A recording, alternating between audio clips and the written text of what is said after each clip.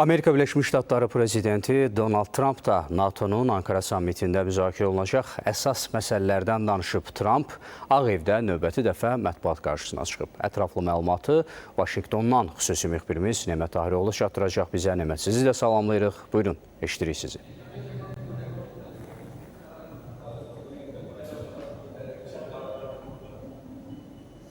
Hər vaxtınız xeyir. ABŞ prezidenti Donald Trump brifinqdə diqqəti qarşıdakı NATO sammitinə və Ukrayna müharibəsinin gedişinə yönəltdi. Administrasiyanın yeni iqtisadi təşəbbüsünün təqdimatından sonra keçirilən brifinqdə Trump bildirdi ki, hazırda əsas prioritet müharibənin dayandırılması istiqamətində diplomatik səylərin sürətləndirilməsidir.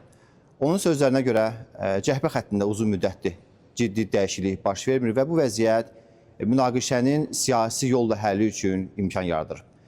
Prezident sabah Ankara'da başlayacaq NATO sammitində Ukrayna prezidenti Volodymyr Zelenski ilə görüşəcəyini də təsdiqləyib. Trump bildirir ki, həm Rusiya prezidenti Vladimir Putin, həm də Zelenski ilə təmaslarını davam etdirir və hesab edir ki, müharibənin barış çatması üçün əvvəlki dövrlərlə müqayisədə daha real imkan yaranıbdır. Vaşinqtonun məqsədi isə bu prosesi konkret nəticəyə çevirməkdir. Brifinqdə NATO'nun prioritetlərdə əsas mövzulardan biri oldu. Trump bir daha vurğuladı ki, ABŞ müttəfiqlərindən müdafiə xərclərini artırmağı və Avropanın kollektiv təhlükəsizlik sayəsində daha böyük məsuliyyət götürməsini gözləyir. Gözləntilərə görə Ankara sammitinə də məhz bu məsələlər ətrafında intensiv müzakirələr aparılacaqdır.